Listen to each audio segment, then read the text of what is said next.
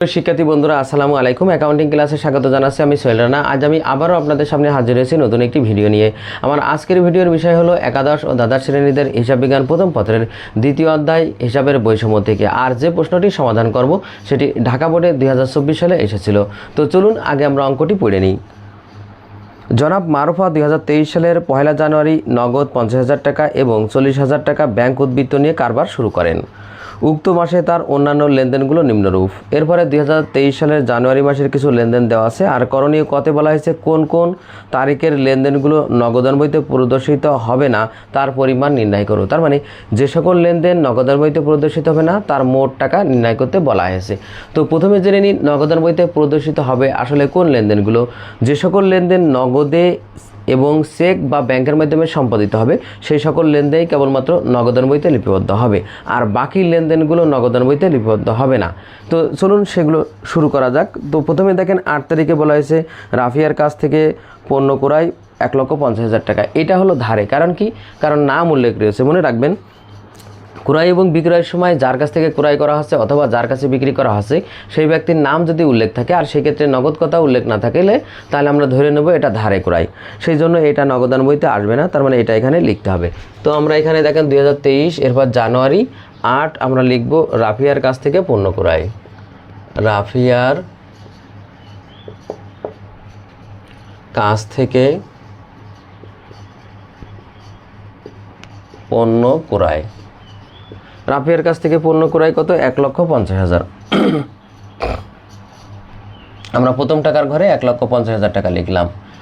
এবার দেখেন আরেকটি লেনদেন আছে যেটা হলো 15 তারিখে। দেখেন রাওহার নিকট পণ্য বিক্রয়। এটাও ধারে ক্রয়, যেহেতু নাম উল্লেখ রয়েছে রাওহার, কিন্তু এই ক্ষেত্রে নগদ কথা উল্লেখ নেই। তার মানে বুঝে নিতে হবে এটাও ধারে। তার মানে আমরা এখানে লিখব 15 তারিখ দিয়ে রাওহার নিকট পণ্য বিক্রয়।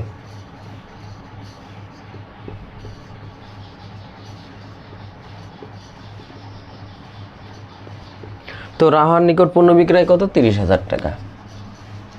এবার আমরা যোগ করব, যোগ করে মোট টাকা বের করব। তার মানে 1,50,000 30,000 যোগ করলে হবে 1,80,000 টাকা,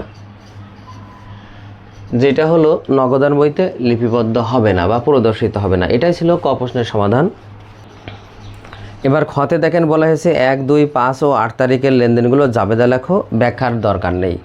তো আমাদের জাবেদা করতে হবে, আর জাবেদা করতে হলে প্রথমে আমাদের প্রত্যেকটা লেনদেনের পক্ষ বের করতে হবে। এরপরে পক্ষ বের করে দেখতে হবে যে ওই লেনদেন কোন হিসাবের অন্তর্ভুক্ত এবং সেটা বৃদ্ধি পেলে কী হয় আর হ্রাস পেলে কী হয়। তো চলুন শুরু করা যাক। প্রথমে দেখেন বলা হয়েছে 1 তারিখে দেখেন জনাব মারুফা 2023 সালের 1 জানুয়ারি তারিখে নগদ 50,000 টাকা এবং 40,000 টাকার ব্যাংক উদ্বৃত্ত নিয়ে ব্যবসা শুরু করে। তাহলে আমরা ঠিক পক্ষ বের করবো এইভাবে নিজের কাছে প্রশ্ন করে। কী নিয়ে ব্যবসা শুরু করা হলো? নগদ টাকা। তাহলে নগদান হিসাবে একটি পক্ষ। তার আগে আমরা এখানে তারিখটা লিখে নিই 2023 সালের জানুয়ারি 1। তো কী নিয়ে ব্যবসা শুরু করা হলো? নগদ টাকা। তাহলে নগদান হিসাবে একটি পক্ষ, আমরা এখানে লিখলাম নগদান হিসাব। আর কী নিয়ে ব্যবসা শুরু করা হলো? ব্যাংক উদ্বৃত্ত নিয়ে। তার মানে ব্যাংক হিসাব আরেকটি পক্ষ, আমরা এখানে লিখলাম ব্যাংক হিসাব। আর এই দুইটা টাকা কে নিয়ে আসলো? মালিক। মনে রাখবেন মালিক যাই কারবারে নিয়ে আসুক না কেন তার নাম কি? মূলধন হিসাব। মানে নিজের থেকে বা ব্যক্তিগতভাবে যেটাই কারবারে নিয়ে আসুক না কেন সেটার নাম কি? মূলধন হিসাব। তাহলে আরেকটি পক্ষ এখানে কি? মূলধন হিসাব। আমরা এখানে মূলধন হিসাব লিখলাম। এবার আমাদের দেখতে হবে যে নগদানটা কি? সম্পদ হিসাব। আর এই লেনদেনের ফলে আমাদের নগদ টাকা বৃদ্ধি পাচ্ছে। আর আমরা জানি সম্পদ বৃদ্ধি পেলে কি হয়? ডেবিট হয়। তার মানে এখানে নগদান হিসাব ডেবিট। আরেকটি পক্ষ কি? ব্যাংক হিসাব। ব্যাংক হিসাবও কি? সম্পদ হিসাব। আর এই লেনদেনের ফলে আমার ব্যাংক নামক সম্পদ বৃদ্ধি পাচ্ছে, আর আমরা জানি সম্পদ বৃদ্ধি পেলে কি হয়? ডেবিট। তাহলে এখানে ব্যাংক হিসাবও ডেবিট। আরেকটি পক্ষ দেখেন মূলধন হিসাব। মূলধনটা হলো মালিকের নিয়ে আসার পরিমাণ, সেটাও বৃদ্ধি পাচ্ছে। আর আমরা জানি মূলধন বৃদ্ধি পেলে কী হয়? ক্রেডিট। আর হ্রাস পেলে ডেবিট। এই লেনদেনের ফলে আমাদের মূলধন কী আছে? বৃদ্ধি পাচ্ছে। যেহেতু মালিকের নিয়ে আসার পরিমাণ বৃদ্ধি পাচ্ছে সেই জন্য এখানে মূলধন হিসাব ক্রেডিট। তো টাকা হবে কত টাকা? প্রথমে নগদান হিসাব 50 ডেবিট, ব্যাংক হিসাব 40,000 টাকা ডেবিট, আর এই দুইটা মিলে মূলধন হিসাব ক্রেডিট একবারে 90,000 টাকা। যেহেতু এখানে ব্যাখ্যার প্রয়োজন নেই বলেছে সেজন্য আমরা ব্যাখ্যা দেব না। এরপরে দেখেন বলা হয়েছে 2 তারিখে বলা হয়েছে নগদে পণ্য ক্রয়। তাহলে কি করা হলো? ক্রয় করা হলো। দেখেন নগদে পণ্য ক্রয়, প্রথমে পক্ষ বের করতে হবে ঠিক এইভাবে। কি করা হলো? ক্রয় করা হলো। তাহলে ক্রয় হিসাব একটি পক্ষ। কিসের মাধ্যমে ক্রয় করা হলো? নগদে। তার মানে নগদান হিসাব আরেকটি পক্ষ। তাহলে আমরা পক্ষ দুইটা এখানে লিখে নিই। প্রথমটা হচ্ছে ক্রয় হিসাব আর পরেরটা হলো কিসের মাধ্যমে ক্রয় করা হলো, নগদে। তাহলে আরেকটি পক্ষ হলো নগদান হিসাব। এবার দেখেন ক্রয় কি খরচ, আমরা জানি খরচ বৃদ্ধি পেলে ডেবিট, হ্রাস পেলে ক্রেডিট।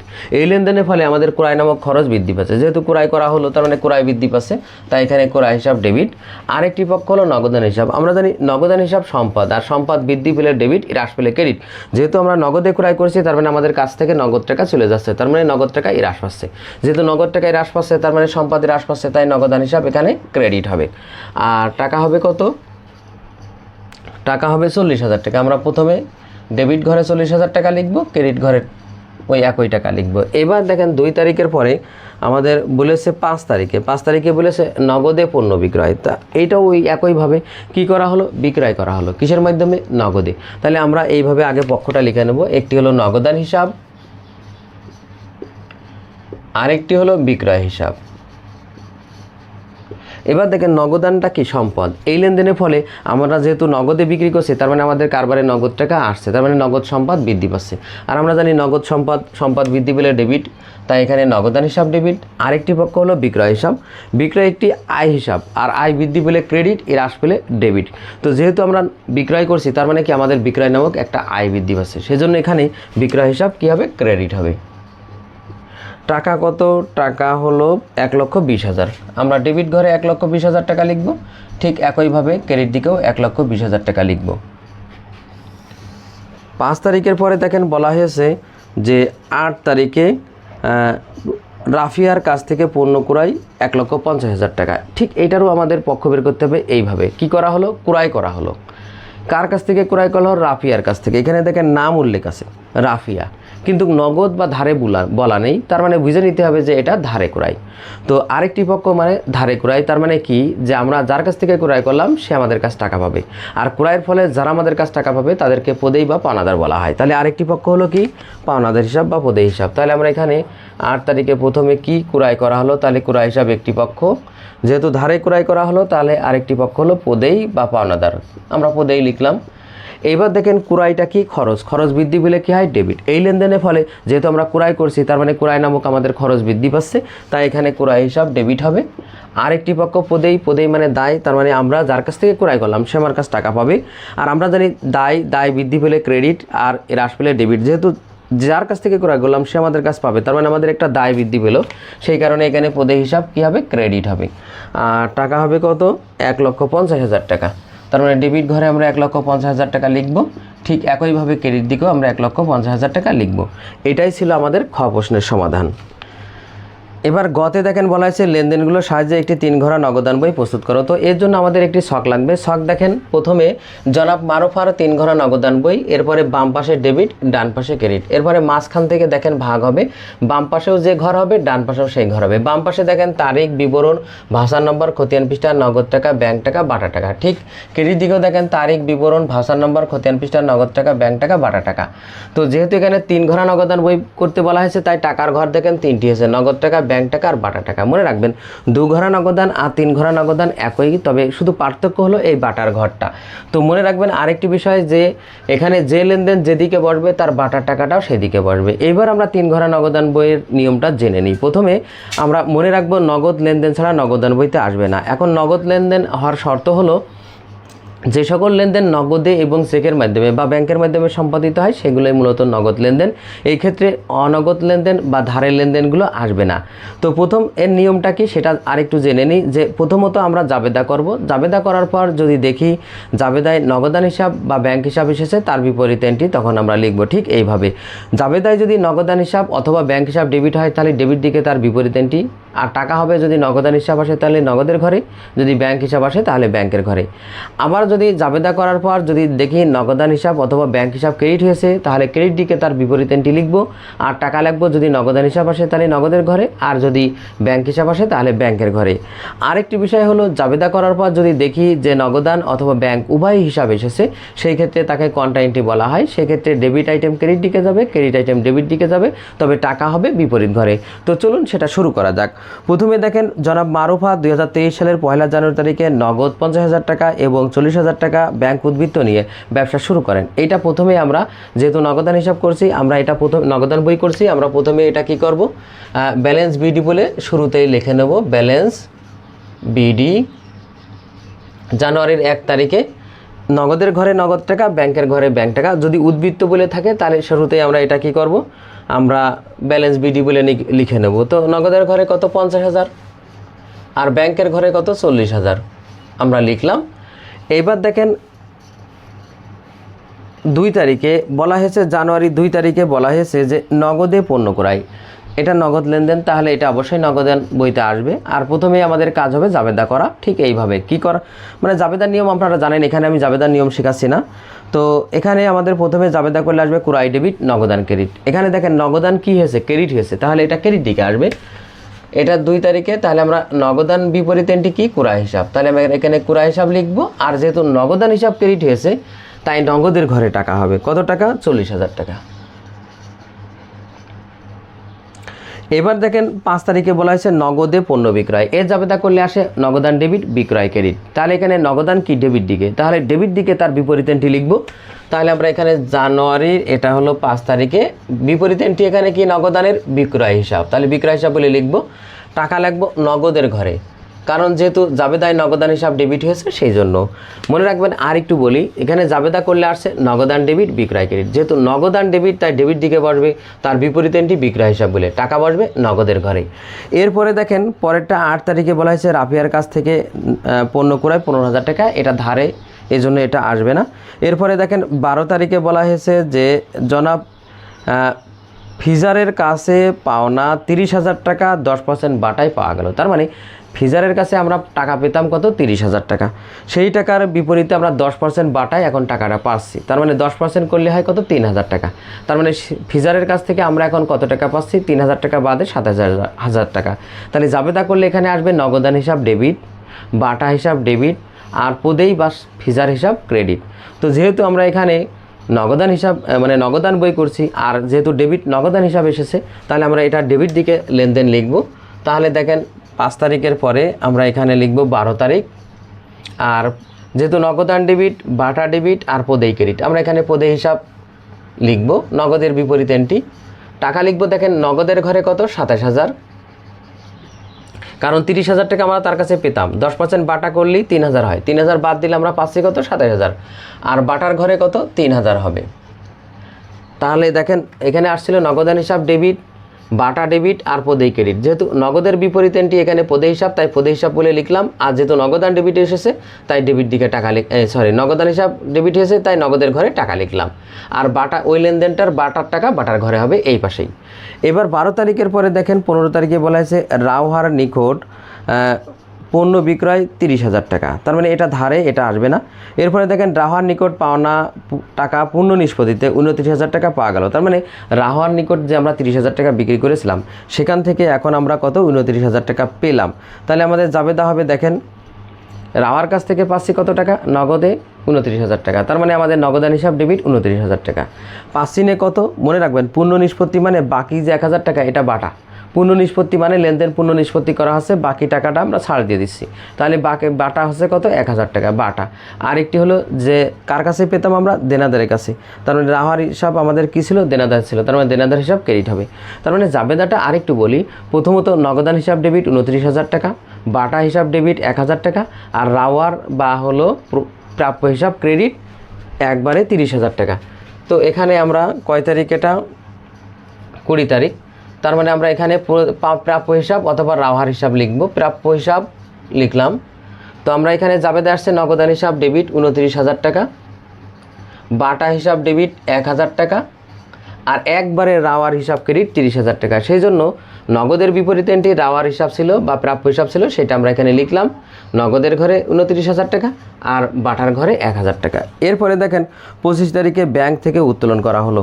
তো ব্যাংক থেকে কী জন্য উত্তোলন করা হলো, ব্যবসায়ের জন্য। তাহলে নিশ্চয়ই জাবেদায় আসবে নগদান ডেবিট, ব্যাংক হিসাব ক্রেডিট। আর আমি আগেই বলেছিলাম জাবেদা করার পর যদি নগদান আর ব্যাংক উভয়ই আসে তাহলে সেটা কন্টিনিউটি, আর সেটা লিপিবদ্ধ করার নিয়ম হলো যে 2 দিকেই যাবে। তাহলে আমাদের প্রথমত ঠিক এইভাবে নির্ণয় করতে হবে, যেহেতু নগদান হিসাব ডেবিট, ব্যাংক হিসাব ক্রেডিট, তাহলে নগদান হিসাব ডেবিট ক্রেডিট দিকে চলে যাবে। তো আমরা এখানে 25 তারিখে আমরা নগদান হিসাব যেহেতু ডেবিট হয়েছিল, আমরা নগদান হিসাব ক্রেডিট দিকে লিখব, নগদান হিসাব। আর এখানে খতিয়ান পৃষ্ঠায় আমরা সি লিখব, যেহেতু এটা কন্টিনিউটি। আর টাকা লিখব ব্যাংকের ঘরে 30,000। তাহলে নিয়মটা কি, আমি আগে লিখে নিই, আবার বলবো। 25 তারিখে দেখেন ব্যাংক হিসাব, আর এখানে খতিয়ান পৃষ্ঠায় আমরা সি লিখব, আর টাকা লাগবে এখানে নগদের ঘরে 30,000 টাকা। তাহলে দেখেন জাবেদায় আসছিল নগদান হিসাব ডেবিট, আমরা সঙ্গে সঙ্গে ক্রেডিট দিকে লিখলাম, আর টাকা লিখলাম তার বিপরীত ঘরে, যেহেতু নগদান লিখছি তার বিপরীত ঘর এখানে ব্যাংক ঘরে। ঠিক অনুরূপভাবে এখানেও তাই ব্যাংক হিসাব ক্রেডিট হয়েছিল, আমরা লিখলাম ডেবিট দিকে, আর টাকা লিখলাম আমরা নগদের ঘরে, ব্যাংকের ঘরে না লিখে নগদের ঘরে। এটাই ছিল আমাদের কন্ট্রাএন্ট্রির নিয়ম। এবার দেখেন 25 তারিখের পরে দেখেন 28 তারিখে বলা হলো ব্যাংকে জমা দেওয়া হলো, তাহলে ব্যাংক হিসাব ডেবিট আর নগদান হিসাব ক্রেডিট। যেহেতু এখানে ব্যাংক হিসাব ডেবিট, আমরা লিখবো এটা ক্রেডিট দিকে, তাহলে এখানে আমরা 28 তারিখ ক্রেডিট দিকে লিখব ব্যাংক হিসাব বলে, ব্যাংক হিসাব। ঠিক এটা ওই কন্ট্রাএন্ট্রি, যেহেতু নগদান আর ব্যাংক আসলেই সেটা কন্ট্রা জাবেদায়, এটা আমরা ব্যাংক ওই একই রকম ব্যাংক হিসাব বলে খতিয়ান পৃষ্ঠায় সি লিখব, আর এইটা টাকা লিখবো আমরা নগদের ঘরে 20,000 টাকা। আর এই পাশে আসবে আমাদের নগদান হিসাব বলে, আর খতিয়ান পৃষ্ঠায় সি লিখব, আর টাকা লিখব ব্যাংকের ঘরে 20,000 টাকা। তাহলে দেখেন আবার একটু দেখেন, আমরা ব্যাংকে জমা দিলাম, তার মানে ব্যাংক হিসাব ডেবিট চলে আসলো ক্রেডিট দিকে, টাকা লিখলাম নগদের ঘরে, আর নগদান হিসাব ক্রেডিট চলে আসলো ডেবিট দিকে, আর টাকা লিখলাম এখানে ব্যাংকের ঘরে। যেহেতু নগদান হিসাব লিখছি টাকা লিখছি ব্যাংকের ঘরে, এখানে ব্যাংক হিসাব লিখছি টাকা লিখছি নগদের ঘরে। এইটাই হলো কন্ট্রাএন্ট্রির নিয়ম। তো এইবার দেখেন আমাদের আর কোনো লেনদেন নেই, এবার আমরা যোগ বিয়োগ করে বসাবো। তো যোগ বিয়োগ করার ক্ষেত্রে আমাদের খেয়াল রাখতে হবে যে এই নগদের সাথে এই নগদের ব্যালেন্স, আর এই ব্যাংকের সাথে ব্যাংকের ব্যালেন্স, আর বাটার ঘরে কোনো ব্যালেন্স হবে না, মানে ব্যালেন্স হবে না, এটা সরাসরি যোগ করে বসাই দিতে হবে। তো যে ঘরে আমাদের বেশি হবে সেই ঘরে আগে যোগ করতে হবে। তো এর জন্য আমরা একটা দাগ দিয়ে দিলাম। প্রথমে দেখেন, প্রথমে এখানে ডেবিট দিকে দেখেন নগদের ঘরে মোট টাকা আসছে 50,000, 1,20,000, 27,000, 29,000 আর 30,000 যোগ করে 2,56,000। আমরা এবার এটা কি করব, ক্লোজ করব। ঠিক এই 56,000 টাকা আমরা 2,56,000 টাকা আমরা এই পাশে নগদের ঘরেই নিয়ে আসব। দেখেন এদিকের নগদের ঘরের টাকার সঙ্গে সঙ্গে আমরা এইদিকে নগদে নিয়ে আসলাম। এইবার দেখেন এই 2,56,000 থেকে 40,000 আর 20,000 বাদ দিলে যে টাকাটা হয় সেটাই হলো আমাদের ব্যালেন্স সিডি। তো আমরা এখানে ওই মাসের শেষ তারিখে, তার মানে জানুয়ারি মাসের শেষ তারিখ 31 হয়, ওই মাসের শেষ তারিখে আমরা এটা ব্যালেন্স সিডি বলে লিখব। যে পাশে কম হবে, যত টাকা কম হবে তত টাকায় আমরা এখানে ব্যালেন্স সিডি বলে লিখব 1,56,000 টাকা। এইটাই আবার পরের মাসের 1 তারিখে, জানুয়ারির পরের মাস কি, ফেব্রুয়ারি, ফেব্রুয়ারির 1 তারিখে আমরা ব্যালেন্স বিডি বলে লিখব কত, 1,56,000 টাকা, ওই একই পরিমাণ টাকা, যেটা পার্থক্য হবে সেটা, সরি 1,96,000, এখানে 1,96,000, 1,96,000 পার্থক্য যেটা সেটা 1,96,000। তো এইটাই ছিল আমাদের মূলত নগদের ঘরের ব্যালেন্স। এবার আমরা ব্যাংকের ঘরের ব্যালেন্স বের করব। তো ব্যাংকের ঘরে দেখেন আমাদের ডেবিট দিকে বেশি আসছে, তার মানে 20,000 আর 40,000 যোগ করলে হবে কত, 60,000।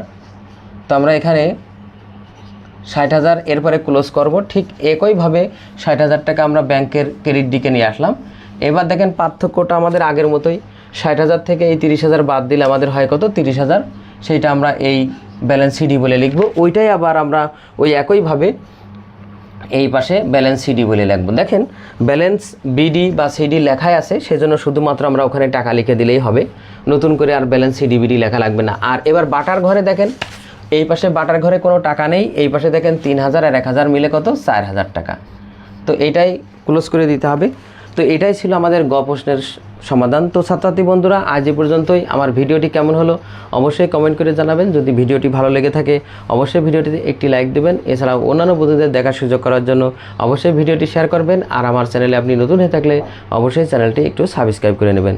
সবাইকে ধন্যবাদ। আল্লাহ হাফেজ।